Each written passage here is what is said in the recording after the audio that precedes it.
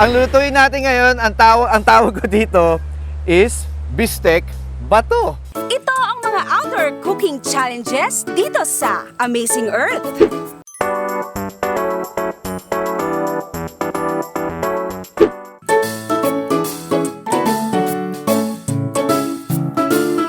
Kapag ganito kaliwalas ang lugar, napakasarap mag-outdoor cooking, hindi ba? Kaya ngayong hapon, inimbitahan natin ang rockstar chef na si Chef Lau. Yes! Chef Lau, what's Magandang up, Dog? hapon. Good. Kamusta? Very Kamusta? happy, very excited to be outdoors. Oh, ganda dito ah. Alam niyo, Chef, kayo ang lodi ng maraming master chef. At lodi ng mga katulad kong gusto maging chef or kahit nagluluto sa bahay. Di ba?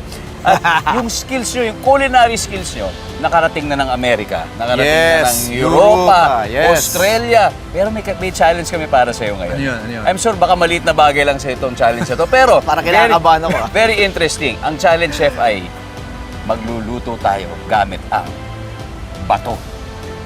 Bato? Bato! Pwede ba yun? Wow, oo naman! Challenge accepted, bro! So, ano itatawag natin, Chef, sa lulutuin natin? Alam mo, since puro bato itong nasa paligid natin, naisip ko, why not cook Bistek Bato? Bistek ba to? Yes. Diba? Bagay na bagay, aabangan ko yan, Chef. Yes. Looking forward ako dyan. Oo. And mamaya titikman natin yan. Yes. Okay, so, bro, maghanap na ako ng mga bato Marami dyan, Chef, marami. na pagluluto ako. At balikan nyo ako mamaya Babalikan para kita. papatingin sa'yo yung Bistek Bato. Rock and roll. Yes, bro! Thank you, Chef. Eto na, nagbabalik si Chef Lau Laudico para umpisahan ang Luto sa Bato Challenge. Hi, I'm Chef Lau, and I'm the Rocker Chef. Alright? Rockstar Chef Lau. Kasama sa Rock Cooking Challenge. Nagtapos si Chef Lau sa Culinary Institute of America, ang kauna-unahang college for cooking sa Amerika. Nagtrabaho rin siya sa France at Australia. Saka nagbukas ng sariling restaurant sa Bonifacio Global City. Ngayon, meron siyang 2 restaurant kasamang misis niyang si pastry chef na si Chef Jackie Laudico. Pero ngayon, kayanin-kaya niya to cook on a rock? Ang lutuin natin ngayon, ang tawag ko dito is Bistek Bato. Bakit bato? Malaman natin yan. Sinaunang panahon pa, nagluluto ang mga tao sa bato gaya sa South America at India. Ang cooking stone na gamit niya ay cordierite, na karaniwang ginagamit sa pagluluto ng pizza. So, ang una natin gagawin dito, i-prep natin yung ating mga gulay, onions. Napansin nyo, wala akong kahit anong kutsilyo dito. Ihalo natin siya sa ating binalatan na sibuyas na pula. Lalagyan natin siya ng konting salt and pepper. Lalagyan natin siya ng konting oil. So, itong kabute, ihimay lang natin siya. Kailangan talaga pigain natin. Siyempre, hindi magiging bistek yung kung walang karne. So, eto, sirloin cut to. Didikdikin din natin itong karne para mas malambot. Lalagyan ulit natin siya ng salt and pepper. And, lalagyan din tayong konting etong toyo na may kalamansi.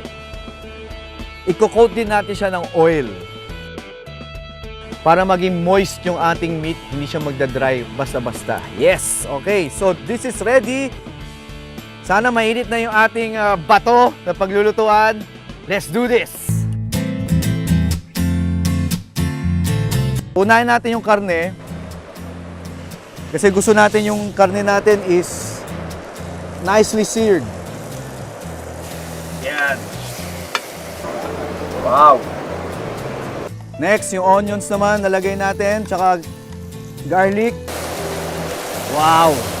Lalo pang babango to. Alright, so, mushrooms naman. Wow! Ilalagay na natin ito lahat ulit. Yes! Nandiyan na lahat ng onions, yung beef, yung kabute. Ilalagay natin sa gitna yung ating butter. Yes! Woo! Itong ating sauce ng steak. Wow!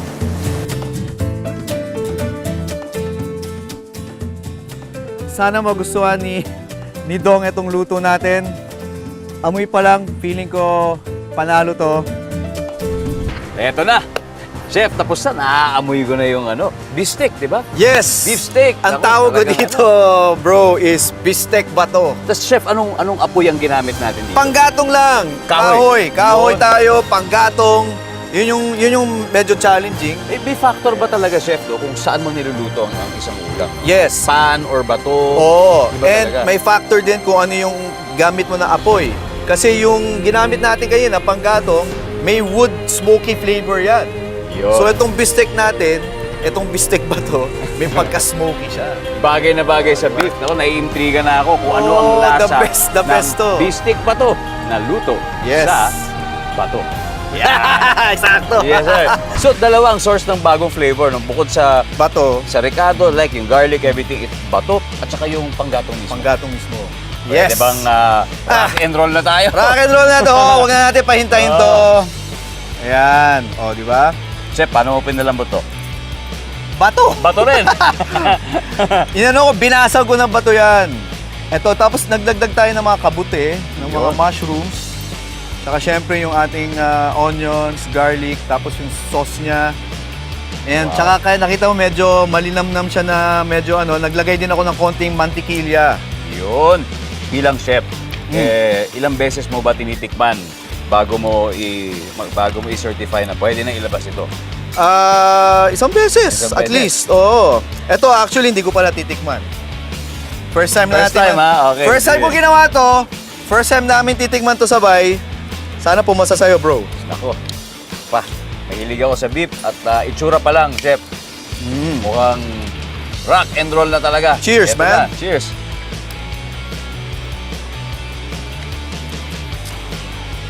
Alam mo kulang dito?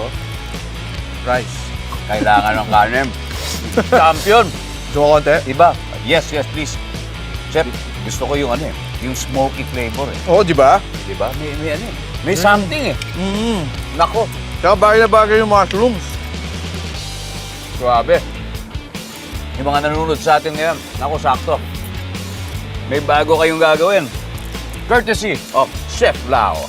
Chef, medyo malangis-langis pa yung bibig ko. Sobrang sarap. Maraming salamat. We are honored na meron kami isang world-class talent na nandito ngayon na nagbabahagi ng kanyang kaalaman sa Amazing Earth. Maraming salamat and of course, more power to you. More power thank you, to Dong. Philippine cuisine. Yes. Maraming salamat. My pleasure, Dong. Salamat sa pag-imbita. Yung mga ka-amazing earths natin dyan. Sana ma-inspire kayong magluto. Yes. Definitely. Salamat. Thank you, sir. My pleasure, bro. Salamat. Kaya sa mga kapuso nating on the go, tutukan nyo ang live stream ng ating programa sa official accounts ng GMA Network, pati na rin sa YouTube at Facebook. At mag-comment din kayo sa ating mga kwentong amazing.